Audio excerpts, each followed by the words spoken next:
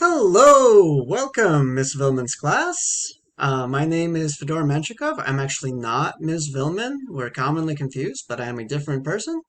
I'm going to give you a short recap of our lecture for overflow and rounding, as well as representing text. So you would know these topics as 01.05 and 01.06 in your class. Hopefully Miss Villman gets better soon and is able to take back over for your class, but for now you're stuck with me, so let's make the best of it here.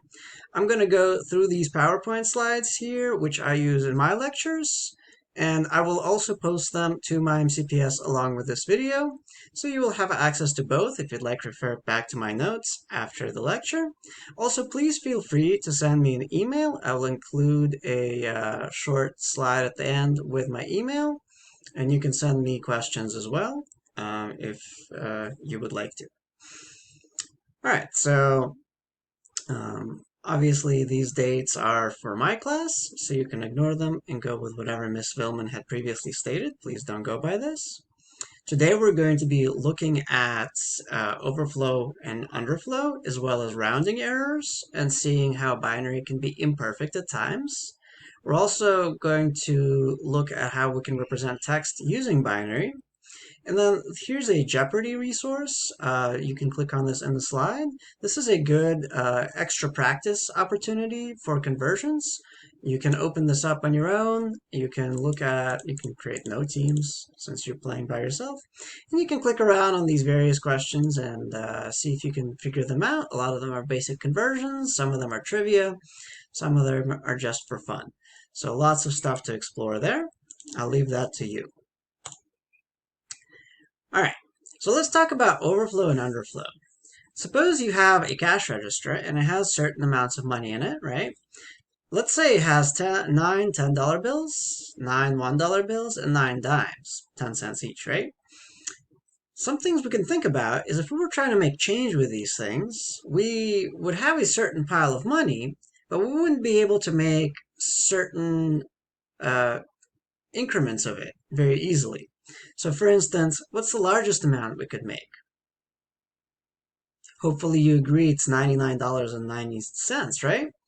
And the smallest amount we could make would be 10 cents. So then the question is, what if someone needed 7 cents in change? What would you do? Maybe you give them 10 cents and say, it's your lucky day. Maybe you give them 10 cents and ask for 3 cents back, right? But there's no clean, easy way to do it. Similarly, let's say their change happened to come out to, I don't know, like $32.16. It's hard to make 16 cents. So we're limited because our currency is in these particular denominations. Similar things are going to happen in binary when you're dealing with really small numbers. So the first thing we're going to take a look at here is something called overflow error. So to check this out, you can do it yourself by navigating to lesson 5 in code.org or by clicking on this link on your slide. There's a widget here that you can check out. And the idea with this is it's like an odometer in your car. When you start it, it starts counting up and up and up and up and up, and it keeps going. It shows your binary, octal, decimal, and hexadecimal, all the important bases that we've covered so far. It also has the option to give a custom base here, and it'll count up to base 36. After 36, you've of course run out of language or English letters as well as numbers put together, so it's going to be really hard to represent a really large digit. All right. So, what is the point of this? Well, one thing you can do here is you can just watch these count up, but that's not why we're here. Let's say we max these out. Notice that the binary will, of course, max out first, since it's going to take more binary digits to represent a larger number than it would these other bases. These other bases have a larger quantity you can express in a single digit, right? So with binary, we've counted all the way to the maximum amount this widget will allow. The question becomes, what happens if we let it go again? If I start this counting process one more time from here, what do you think is the expected result? Well, maybe nothing happens. Maybe we get stuck. Maybe this happens. Oh no. So we kept counting. Notice everything turned to a 0, and we have this scary red message, overflow. So what's going on is, if you max out these digits, and the computer is not expecting for you to be able to store anything larger in here, there is no bit over here all the way on the left ready to roll over to another 1. So when all of these change to zeros, the computer suddenly thinks you're back to 0. This can be catastrophic. There have been a number of accidents that have occurred due to error over the years. Various spaceship-related issues, as well as airplane, lighting, um, all kinds of things. Of course, basic computer issues happen all the time because of this.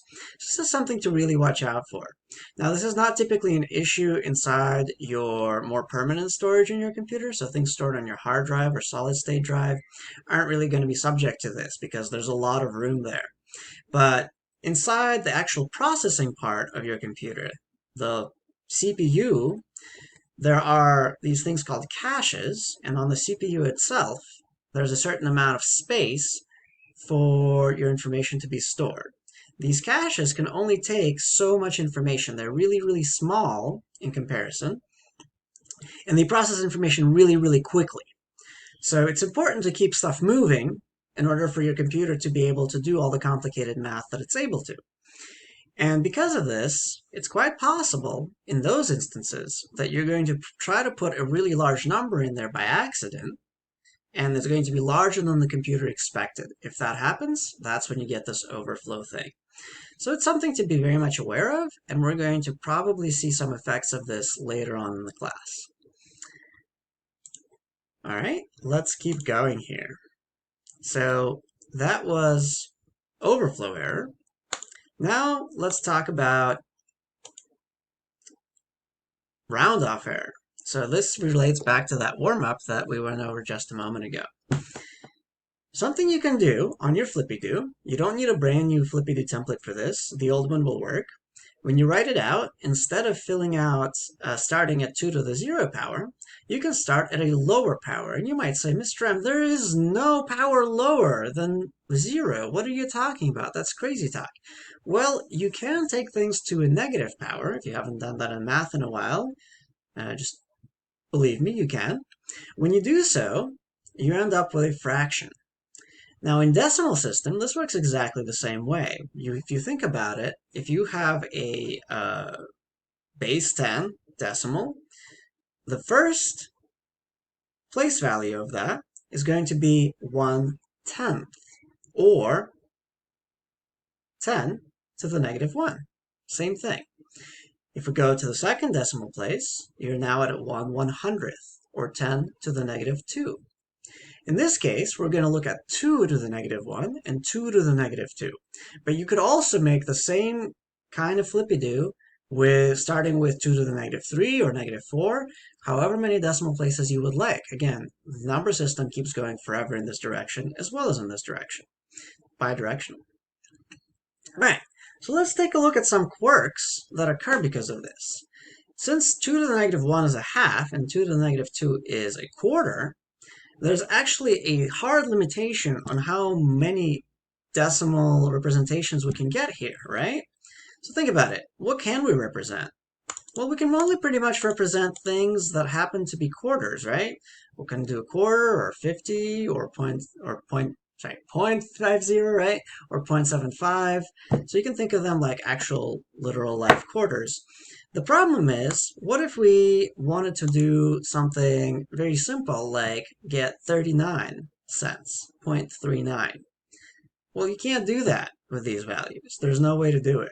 If you wanted to represent this number, you would need a whole bunch more extra decimal places. You need a lot of decimal places to represent very simple decimal fractions.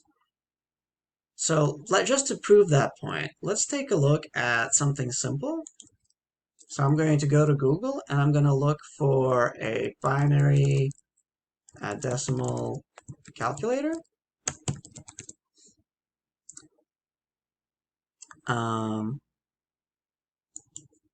Let's see here. Let's try a number. So I'm going to convert 0.01 0.17, rather, a very, very simple decimal value. If I convert that to binary, how many place values do you guys think we'll need?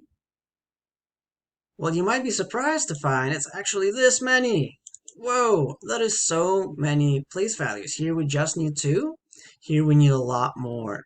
So when you get into decimals, especially smaller ones, binary is really inefficient. It's really hard to make an exact representation of a decimal number because of how powers of 2 work. It's just not very, very clear or easy to do. Because of this, we often want to round things. Your computer does this all the time. It will disregard really, really small round off errors and just ignore them and say this number is close enough. So this is obviously an issue if you're working with, say, money. You don't want to round off parts of a cent because if you do that, you're going to end up losing a bunch of money in the end. So you have to be very, very careful when doing this. We're going to skip a bit here. There's an activity here. You guys are welcome to look through it. I don't want to belabor this point, but at the end of the day, if you are going to round, you're going to get off. And the more, the fewer decimal points you use in binary, the more your round off error is going to be. So that the more wrong you will be. So to sum it up, overflow error is if you try to go too far, you're not expecting a number that large. And round-off error occurs when you attempt to represent a number that's too precise. So you have to be careful and account for that when you're writing various programs. All right, last but not least, we're going to talk about representing text. This is very straightforward. Usually we would have you guys do an activity to kind of discover how to do this, but in the interest of time, I'm just going to kind of explain the idea. If you wanted to represent various pieces of information using numbers like oh no, you might come up with a system where, you have 0 represent O because they kind of look the same, and then H maybe could be a 4, but you're going to quickly find out that it's really, really difficult to do that. Like, great, how do we do that? I don't know, GR and then the number 8 is pretty good, but what do we do for G and R? So eventually, you guys very quickly realize that what we need is a separate number for every single letter. And that's fairly easy to do, right? You can count as far as you want in binary.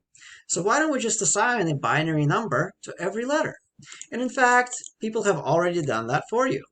Here is what is called an ASCII table. Stands for American Standard Code for Information Interchange. This is what your computer uses and what every other computer in the world uses, because if they didn't, they wouldn't be able to communicate with each other. So you'll notice that some of the symbols we're familiar with start at 32. The reason for that is there are some reserved characters above here, and you can look those up on your own. They're not actually visible. A lot of them aren't used.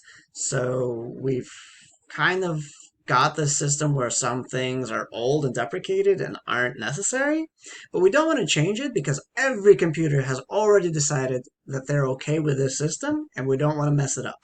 So this is what we're sticking with, and I doubt it will ever change.